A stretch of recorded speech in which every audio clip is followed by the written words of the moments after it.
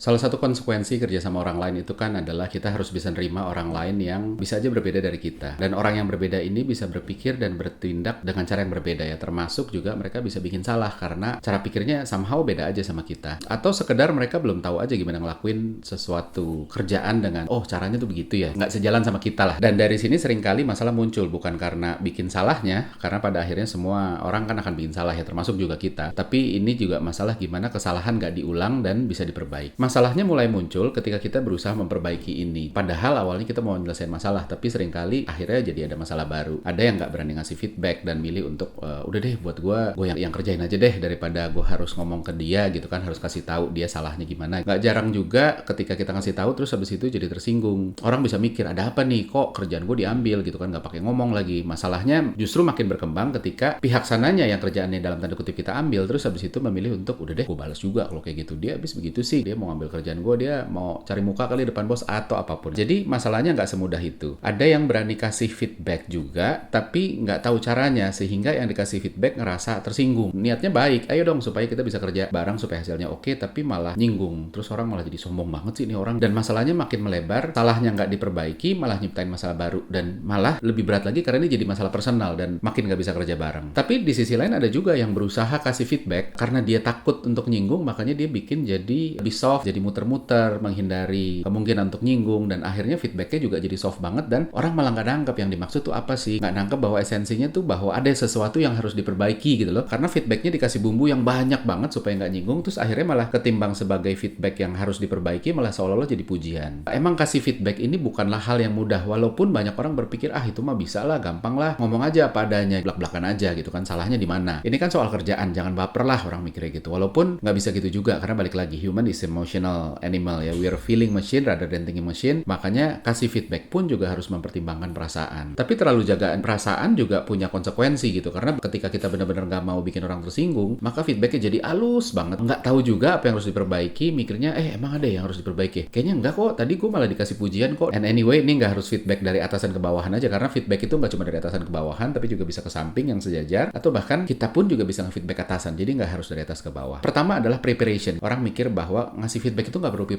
prepare amat. Banyak yang terus abis itu gagal ketika preparationnya nggak matang. Cari waktu yang orang lagi nggak hektik sehingga baik lu maupun dia tuh nggak buru-buru. Pemilihan waktu juga penting gitu ya. Semuanya ada konsekuensinya. Jadi pinter-pinter milih aja gitu. Kalau pagi misalnya ya memang masih fresh, tapi ada konsekuensi bahwa abis itu orang bisa baper, terus abis itu kebawa seharian kerjaannya dia jadi nggak enak. Walaupun abis itu untungnya adalah dia bisa take action ketika dia bisa nerima dengan baik. Kalau disampaikan sore, bagusnya orang udah legaan, kerjaannya udah lega. Walaupun juga capek sebenarnya, aduh gue udah mikir capek terus dikasih ini lagi, jadi bisa aja terus habis itu nggak se-fresh kalau pagi. Tapi ketika yang dikasih feedback itu baper, toh habis itu pulang, jadi nggak jadi beban atau nggak rusak kerjaan yang habis itu harus dia lakuin, karena habis itu kan juga pulang. Lu juga harus ngitung waktu dengan bener ya, jangan terlalu mepet, jangan lu udah deh gue nge-reserve, nge-block waktu 10 menit, 15 menit, setengah jam, atau berapapun itu ya. Selalu punya spare waktu, kira-kira lu akan nyampein dalam waktu berapa lama, terus habis itu selalu kasih spare-nya 30 menit minimal. Jadi in case bahasanya memanjang, jadi bisa lebih tuntas. Komunikasiin waktunya ini pun juga harus dengan baik gitu ya. Jadi jangan dadakan, jangan lu mau kasih feedback nanti sore lu baru ngomong sekarang, atau lu mau ngasih feedback besok baru ngomongnya sekarang. Jadi sebisa mungkin jangan maksain waktunya kayak Senin ya jam 9 ya, jangan gitu. Jadi better tanya dia, enaknya kapan nih, gue butuh minta waktu lu dong mau ngobrol. Jadi dia pun dari awal juga udah ngerasa dikasih keleluasaan untuk nentuin waktu dibanding dipaksa untuk datang ya jam segini ya. Waktu komunikasiin ke dia itu juga better clear, tapi nggak nakutin. Ini sering kali terjadi ya. Kita kadang-kadang kalau atasan nggak mikir panjang, banyak sekali anak buah yang ketika kita bilang gue minta waktu dong sama lo one on one ya gitu kan, minggu depan atau kapan gitu ya, kita nggak mikir aneh-aneh sebagai atasan, tapi terus habis itu bisa aja bawahan tuh mikir udah apa nih, wah gue mau di SP nih, gue mau dipecat nih, atau apapun itu ya. Jadi ini seringkali jadi melebar padahal sebenarnya nggak mau itu gitu, kita cuma mau kasih feedback aja. Maka dari itu kita harus benar-benar pikirin ini, dan nggak bisa kita gue cuma mau ngomong aja, itu makin bikin mereka deg-degan. Better dikasih tahu bahwa kita mau ngobrol lah, update aja, jangan khawatir, nggak ada yang perlu dikhawatirin, kita ngobrol-ngobrol saling feedback aja supaya lebih baik aja kerja ke depannya. Tenang aja, lo nggak usah pikirin apa-apa, nothing personal dan nggak membahayakan karir lo kok. Di persiapan ini juga lo juga perlu siapin data atau evidence yang bikin dia bisa nangkep ketika nanti lo bahas masalahnya apa, lo udah siapin nih buktinya, ini datanya, ini dan lain sebagainya, sehingga juga ngomongnya nggak cuma normatif, itu kan waktu lo itu kan kemarin nggak oke tuh, nggak okenya gimana, nggak oke ya itulah pokoknya, kan nggak bisa begitu. Jadi lo harus spesifik dan lo harus siapin data dan evidence-nya supaya dia nggak bisa nyangkal. Kalaupun ternyata kita yang salah, tapi setidaknya data itu dia bisa jelasin, ini kenapa lo datanya begitu, kenapa buktinya begitu, sebenarnya begini lo, dan lain sebagainya. Jadi nggak banyak buang waktu. Begitu lo udah ketemu gitu ya, lo butuh setting konteksnya gitu. Ini adalah tentang kasih tahu sesi ini tuh untuk apa sih. Lo harus start dengan mulai dari awal bahwa ini tentang apa. Misalnya sesi ini adalah untuk improvement sama-sama supaya kerjaan jadi lebih baik. Penting juga untuk clarify bahwa ini bukan soal lu atau soal gue, tapi ini soal kerjaan dan cara kita kerja supaya kita bisa lebih baik lah. Kenapa konteks ini penting? Kalau konteksnya nggak dapat, orang bisa jadi nggak nangkep maksudnya apa, terus akhirnya orang nggak keluar dari sesi ini dengan clear, gue harus apa sih gitu ya, kirain ngobrol-ngobrol doang. Dan setting konteks ini juga artinya untuk spesifik kasus apa yang mau lo omongin. Gue mau ngomongin kemarin tuh pas kita launching brand ini tuh gitu, ada hal yang kita kayaknya perlu evaluasi dan supaya kedepannya kita bisa lebih baik lagi. Selalu ngomongin ke depan karena apa? Dengan begitu orang nggak terlalu insecure karena gue mau dimarahin ya. Ketika kita ngomongin supaya kedepannya lebih baik lagi, dia tahu bahwa gue masih dibutuhkan di sini, gue masih kepake dan gue masih punya kesempatan untuk yuk kita kerja bareng-bareng lagi dan tapi lebih baik. Setelah itu mindset itu juga penting. Ada beberapa mindset yang lo harus punya. Yang pertama adalah ketika kasih feedback jangan fokus di orangnya. Ini bukan soal salah siapa, walaupun kita tetap harus tahu siapa yang harus memperbaiki, tapi fokusnya bukan nunjukin salahnya orang dengan intensi nyalah-nyalahin orang itu, tapi fokus di behaviornya. Jadi harus dipisahin antara orang dengan behaviornya. Apa yang bikin kerjaan jadi nggak smooth, bukan siapa yang bikin kerjaan jadi nggak smooth. Ini kedengarannya sepele, tapi banyak yang belum bisa pisahin ini. Begitu ada tim member yang salah terus, lalu kita sebelum sama orangnya, emosinya mulai masuk. Wajar karena kita makhluk emosional kayak tadi di awal gue bilang, tapi tetap nggak disarankan bawa-bawa emosi. Yang kedua adalah selalu berusaha untuk ngerti intensinya apa sih ketika dia melakukan kesalahan, ketika orang tim kita ngelakuin kesalahan, intensinya dia apa. Walaupun ini tricky ya, di satu sisi begitu kita nangkep intensinya buruk, niatnya buruk, emang akhirnya terus habis itu kita jadi sebel dan akhirnya emosi mulai kebawa. Nih orang kok rese banget ya, intensinya nyusahin orang aja gitu. Dia mau aman sendiri, mau gampang sendiri dan sebagainya. Tapi ya di situ pintar-pintarnya kita untuk nggak bawa emosi, karena emosi itu bikin diskusi jadi nggak produktif, karena emosi itu kan kuat dan bahkan lebih kuat dari logik. Begitu emosi masuk maka kita nggak bisa mikir logis. Tapi ketika kita lihat bahwa orang ini nggak ada intensi buruk, maka kita pun jadi lebih mudah untuk bisa ngerti, maafin dan kasih kesempatan, karena kita tahu bahwa enggak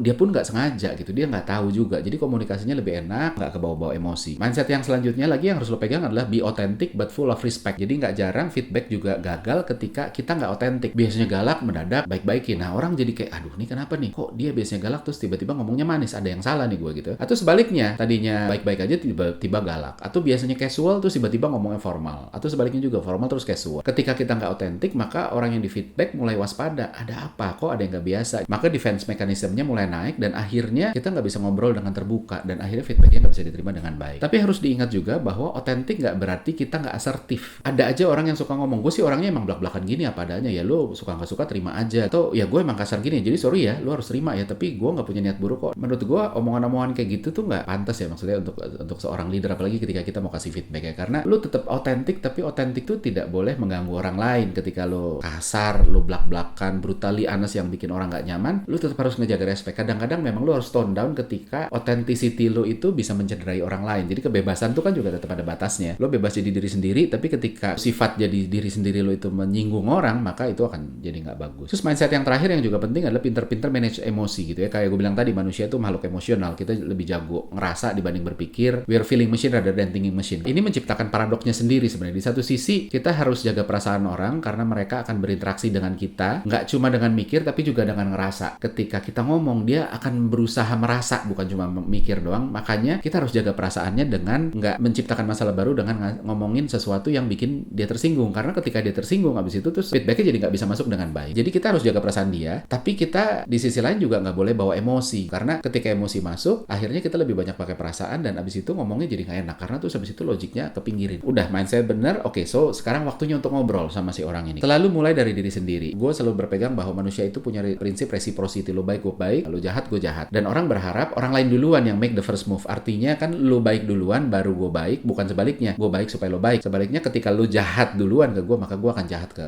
lo. Karena orang punya ego. Maka dari itu, ketika kasih feedback, penting untuk nerapin ini menurut gue. Kalau lo mau feedback orang lain, better start dengan minta feedback duluan. Kan konteksnya udah di-set. Kita mau ngobrol soal gimana kita kerja bareng. Nah, lo ada nggak feedback untuk gue? Apa ya kira-kira yang perlu gue perbaiki supaya kita bisa kerja bareng lebih baik? Jadi start dengan kita minta feedback dulu. So, kita terbuka dulu. Ayo, sikat deh. Lo mau feedback gue, silakan. Nah, teknik ini memang tadi gue bilang ya, nggak mandatory. Ada yang mau langsung fokus aja. Ini bukan tentang lo, ini tentang dia. Silakan aja gitu ya. Which nggak apa-apa. Tapi gue selalu percaya bahwa ketika kita terbuka duluan akan membantu untuk dia juga jadi lebih terbuka. Makanya gue selalu menyarankan untuk kita duluan yang minta di feedback. Habis itu make sure waktu mereka kasih feedback kita nggak defensif. It's okay untuk klarifikasi kalau ada yang lo nggak jelas atau lo nggak yakin, tapi yang penting jangan defensif. Kalau ada feedback yang sebenarnya salah paham, dia kasih feedback, iya lo kan waktu itu kan ngerjain ini, padahal itu kan bukan kerjaan lo, itu kan harusnya kerjaan dia. Padahal ada buktinya dan memang jelas bahwa itu kerjaan kita gitu ya. Cuma dia aja nggak tahu. Ya udah dijelasin aja, nggak apa-apa jelasin. Sorry ya kalau lu nggak ngerti ya. Ini sebenarnya memang di belakang tuh mungkin salahnya gue ya untuk nggak nyampein. Tapi dari atasan tuh sebenarnya udah ngasih ini authority-nya ke gue. Makanya waktu itu gue kerjain. Tapi sorry banget gue nggak kasih tau lo. Next time gue akan kasih tau lo. Jadi lu take the responsibility untuk ngejelasin, karena kok bisa ada orang yang merasa bahwa itu salahnya kita, padahal buktinya ada bahwa itu bukan salah kita. Makanya take responsibility. Oke, mungkin salahnya gue untuk tidak ngejelasin itu.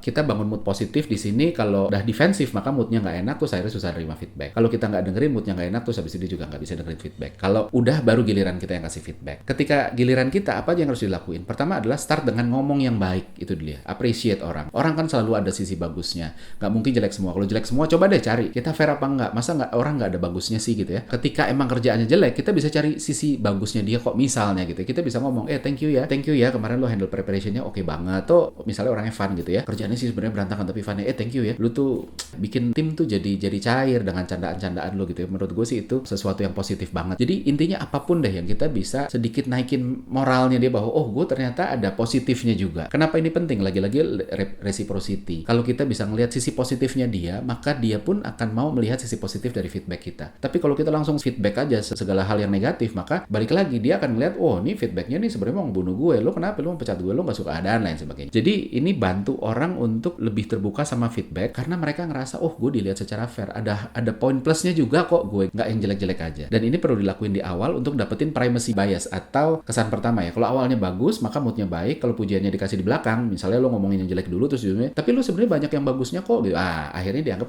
lo mah nggak otentik, lo trik aja supaya gue nggak ngambek kali. Nah setelah itu baru masuk ke inti feedback. Ada beberapa pilihan framing sebenarnya. Opsi satu adalah yang harsh, yang kasar. Lo bisa bilang ya, di bagian itu gue kecewa banget gitu ya. Kan tadi lo udah muji, ini lo bagus nih, tapi bagian ini gue kecewa banget karena harusnya kan lo bla bla bla segala macam. Opsi duanya medium. Lo bilang iya lo bagus gitu ya, tapi sayangnya di bagian ini nih lo nggak oke sih karena itu kan agak-agak medium ya. Nah atau opsi yang soft gitu ya, atau empowering gue sebutnya. Lo bilang wah lo udah bagus nih, kemarin ngelakuin ini dengan oke. Bakalan makin keren lagi sebenarnya kalau nih bagian ini ya, lo bisa lebih oke lagi nih. Yang bagian ini tuh kemarin ditweak lagi tuh sebenarnya bisa oke nih. Udah dikit lagi nih ke sana. Jadi sebenarnya kita lagi ngomongin kekurangan, tapi lo nge-framing dengan bukannya ini sesuatu yang kurang, tapi ini sesuatu yang bisa lebih baik lagi. Jadi di framing gitu. Nah pilihannya itu sebenarnya terserah kita masing-masing ya, tergantung konteksnya. Kalau lo deket banget sama orang yang lo feedback, lo tahu bahwa dia nggak akan tersinggung ketika lo ngomong yang secara straightforward pun nggak apa-apa.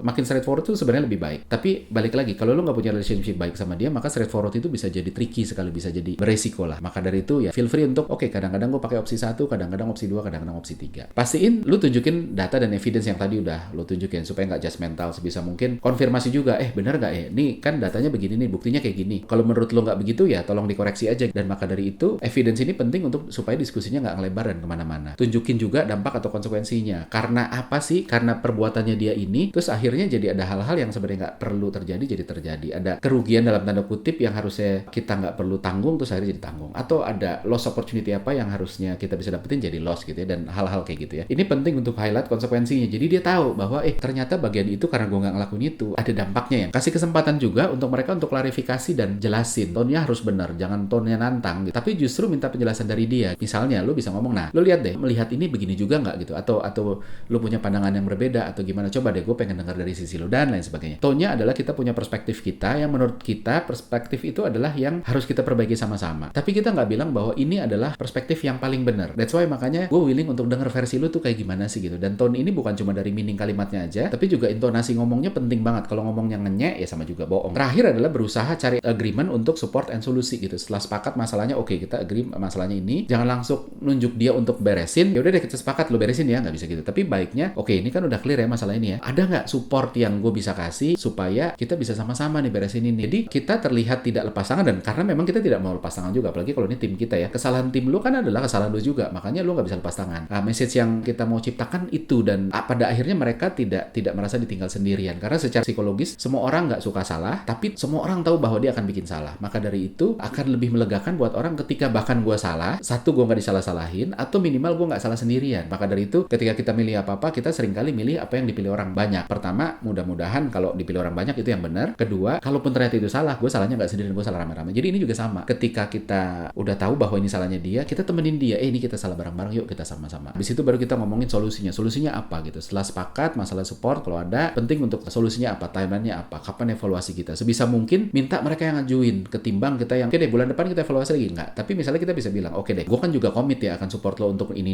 gitu ya, supaya kita beresin ini. Nah, kira-kira apa nih yang lo bisa komit untuk kita bisa beresin ini? Jadi tawarin, minta dia yang nyebut. Dan timeline-nya gimana menurut lo? Lo nyamannya timeline-nya kayak apa? Kapan kita bisa evaluasi lagi kira-kira? Walaupun nggak selalu mereka bisa sebut, kadang-kadang mereka nggak sebut, tapi better untuk dorong mereka yang nyebut dulu, dan habis itu nanti kita bisa kejar. Kenapa? Kalau kita yang nyebut, terus habis itu dia bisa iya aja, terus habis itu ntar nggak kejadian, terus habis itu dia alasan, ya kan waktu itu kan lo yang nyebut ya. Maka dari itu ajak untuk dia yang ngomong duluan. Terus habis itu jangan lupa juga tunjukin optimisme dan apresiasi. Tujuannya nge-rebuild mood ya. Namanya di feedback pasti agak ada jatuh-jatuhnya, dan kita butuh ngebangun PD-nya dia lagi, dan make sure nothing personal, tapi harus benar-benar otentik dan disampaikan dengan cukup baik. Misalnya, thanks banget ya bro, gue happy kita bisa selesai ini sama-sama. Gue percaya kita bisa beres ini dengan baik. Terutama karena lu kan juga sebenarnya punya track record bagus ya, dari kemarin tuh kerjaan lu banyak yang bagus gitu. Jadi gue yakin ini kita bisa beresin inilah. Dan jangan lupa kasih safe space juga. Penting buat sama-sama kasih safe space in case ada yang nggak sesuai sama prediksi di awal ya. Kan kita lagi coba beresin ya, sepakat ya. Nah, in case ada yang nggak jelas, ternyata di tengah jalan tidak semudah itu, lu kabarin gue aja, lu colek gue aja. Jadi kita bisa sama-sama cari jalan yang lebih baik dari dan bisa nyelesain ini bareng-bareng. So, kesimpulannya pertama adalah ketika kita ngasih feedback, preparation meeting itu penting, evidence data lu harus siap gitu ya, waktu dan sebagainya, mindset penting, pisahin orang dengan salahnya, pinggirin emosi, manfaatin kesan pertama, primacy effect, kasih kesan pertama yang bagus, apresiasi mereka untuk hal yang baik. Mereka bukan masalahnya, tapi mereka ngadepin masalah dan kita komit untuk support mereka. Terus kasih kesempatan untuk share perspektif mereka, jangan cuma dari perspektif kita doang, terus habis itu kita tutup mata sama perspektifnya dia. Bangun komitmen sama-sama juga, terutama bikin mereka yang ngajuin ketimbang kita, set timeline, kapan mau evaluasi, tunjukin bahwa ini masalah sama-sama dan kita willing untuk support. Dan pada akhirnya bangun safe space. Dengan begitu kita bisa kasih feedback dengan baik, dia nerimanya juga, oh gue dikasih kesempatan, oh gue diingetin nih, ketimbang gue dihakimi dan dijudge. Akhirnya hasil yang diinginkan pun harusnya bisa didapetin.